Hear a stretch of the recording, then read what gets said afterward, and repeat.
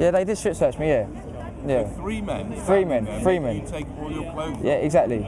because you Unlawfully, illegally, had a £10 bag a £10 bag of weed. of weed. Yeah. For those, by the way, for those watching, it doesn't mean £10 in weight. No. British sterling. Sterling pounds, yes, that's exactly what I Maybe mean. if it was in weight, maybe. Maybe it might be sufficient criminal intent, yeah, but it's not Class A, is it? It's Class B. This is what people need to understand. The Misuse of Drugs Act 1971 is solely there to prohibit the supply and the production of Class A drugs.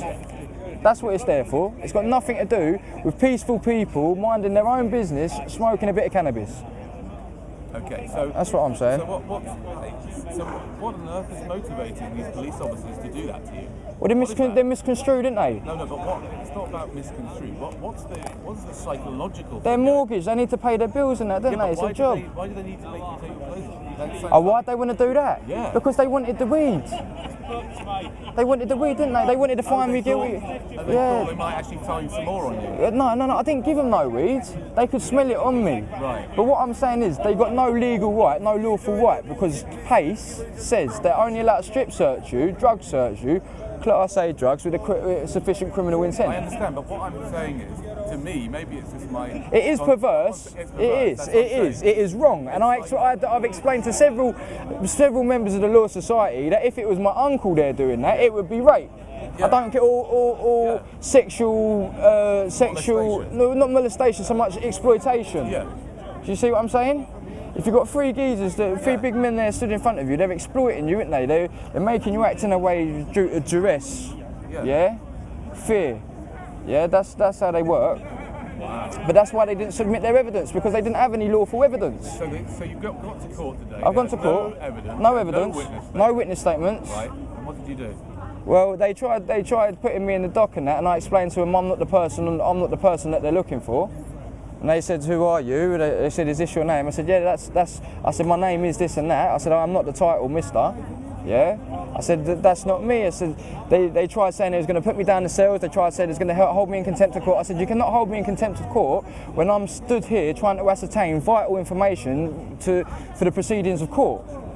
And they got all discombobulated, couldn't think in and the rest of it like that, telling me to leave, this, that and the other. I'm saying if I'm to do anything, I need it in wet from the magistrate, yeah? Long story short, they abandoned court, they put accountability down to the clerk put accountability down to the security staff, and I said to the security staff very politely, I said, you've asked me nicely as a human being to leave. I said, I'm going to leave for you as a human being and that, yeah? Before all this had happened, the magistrates had already abandoned court, and I'd already claimed that I was the highest authority, yeah, proclaimed whatever, that I was the highest authority in the court, because they abandoned court, and I'm sovereign over myself. Under the law, like, unto God. The only person above me is God in government. Do you know what I mean? I have the right, God give me free will, yes? That's will, self-government. That's the way that I perceive it to be. So anyway, long story short, I went in there, they abandoned court, and I got asked to leave. Yeah. Right. Pretty interesting, isn't it? Very. I must say to you, I've never, in all my years of being in and out of the system, I've never seen a magistrate, court clerk, or anyone else in the room behave in such a way. Disgusting. Completely unprofessional, yeah? Completely, so I put it to him. I asked him about due process and that. I said, are you above the law, sir? He refused to comment.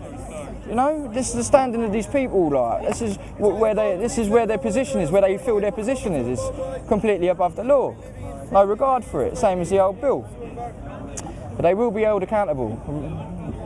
Yeah, that's all I can say about the matter.